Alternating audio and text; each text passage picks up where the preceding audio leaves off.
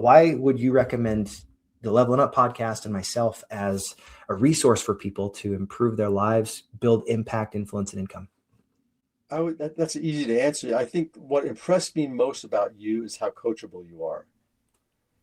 And, I think that is really important when you're looking for someone that's going to mentor you or help you through Mm, a life process. Are they also coachable, or are they set in their ways? mm, It's like, I mean, you presented a lot of content with me, 70,000 words. That would have been like a 325-page book, and when I said, well, we need to refine this some more, some more, some more, right?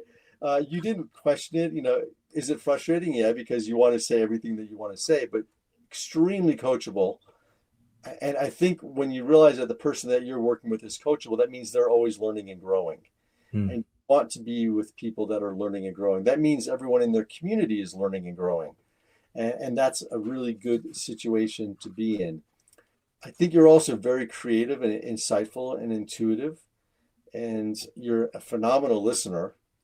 And I think some of the best coaches in the world are the ones that listen the best. You can Mm. have really great ideas to help people, but if you aren't a good listener and you aren't coachable yourself, well, how are you going to help other people?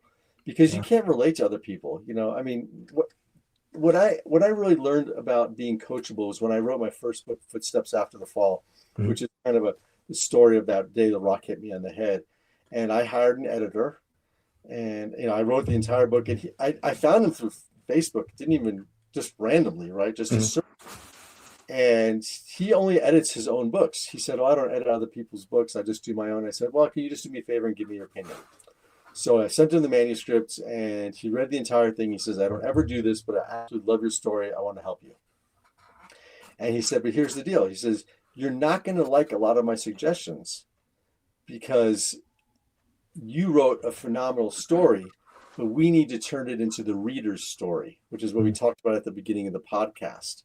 And he said, "I'm only willing to work with you if you're coachable, if you're willing to swallow your pride and trust me that what I'm doing is the best thing for your book."